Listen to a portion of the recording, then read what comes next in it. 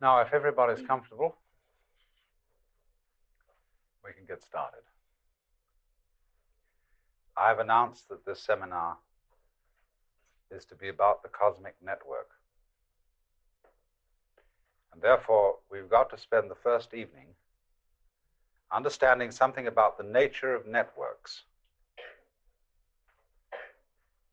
Because in order to get the principle of a network across, I have to convey to you an idea which is extremely simple, but which is difficult to grasp only because we're not used to it.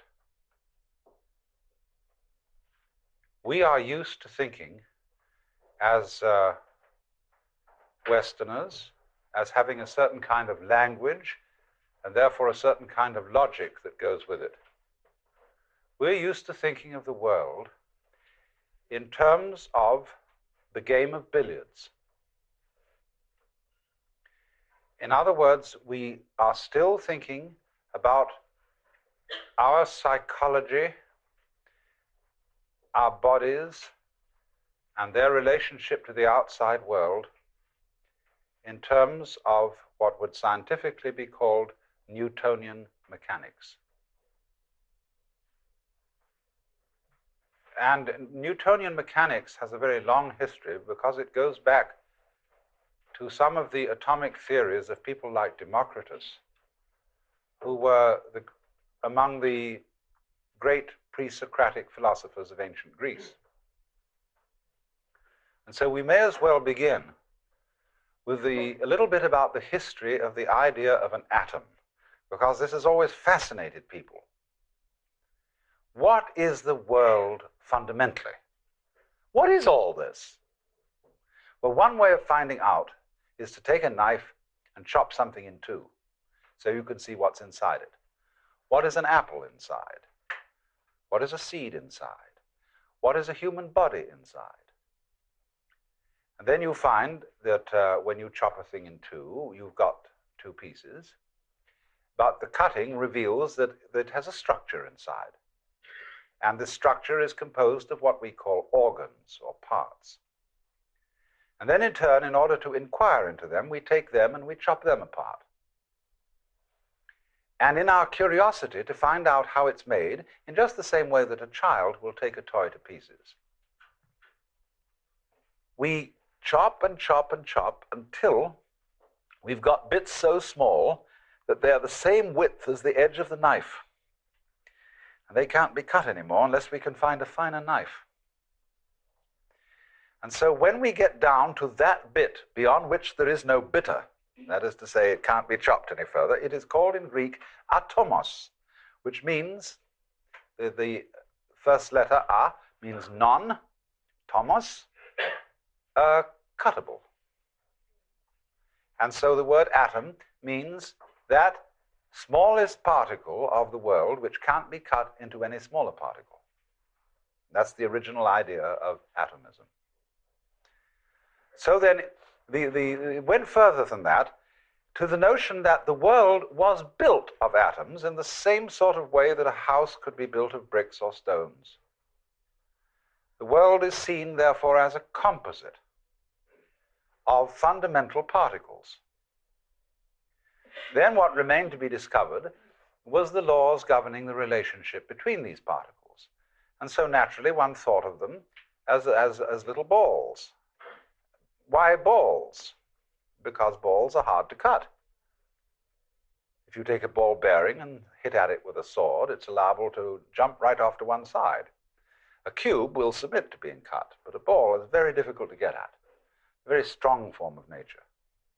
So people have always tended to consider atoms as balls, especially atoms of liquid. There was a notion, you see, that the atoms of the element of earth were cubes, because cubes all sit together rather firmly. Liquid, which when you put up, go bloop, that was balls. Fire was made of, if I remember rightly, little pyramids. Air, I can't remember what air was made of, and what their atoms were shaped like. Maybe sausages or something like that, because air is pretty difficult to get at too. But they had some. Now, as you know, this is the great discussion going on in what we call today the new theology, the revolution within standard brand Christianity. Because you see, for years and years, the clergy, the ministry of the various churches, such as Episcopalian, Methodist, Baptist, Congregational, Unitarian, even in some cases Disciples of Christ and Lutherans, their theological seminaries have been discussing religion in terms utterly different than you will normally hear from the pulpit. And every graduate of an intelligent theological school has a sense of intense frustration as he has to get out to work in a community or parish church, because he does not believe what he is supposed to preach. And this has in a way been true for a long, long time.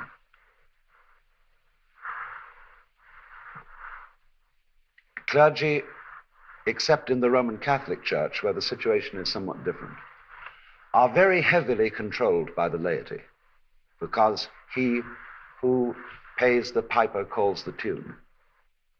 And therefore they are in a state of constant frustration, because those who contribute most heavily and therefore are most interested in the church tend to be conservative-minded people, and they want that old-time religion.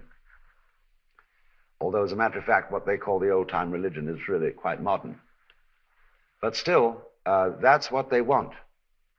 And they're people who, as I would say, would tend to be conservative in their whole attitude to life. Because you see, people of a more liberal disposition couldn't care less about going to church. In the British Army, they have a thing called church parade. And there's a famous story about a drill sergeant who got all the troops up for church parade on a Sunday morning, and he used to call out, "Catholics to the right, Protestants to the left, fancy religions in the middle." And to the degree you see that intelligent people in our culture have any religion at all, it tends to be a fancy religion. Something in the new kinds of things that may be unity, Christian Science, theosophy, Buddhism, Vedanta, or some kind of special Protestant offshoot, such as the Fellowship Church in San Francisco, or the Community Church in New York, and things of that kind. Very liberal, very left-wing theologically. So the new theology comes at this time to a very large extent because A, the clergy are fed up, B, Christianity has its back to the wall, and the Pope knows this better than anybody. And so hand in hand with this ecumenical movement, there goes along a reconsideration of what on earth it's all about. Is there a God?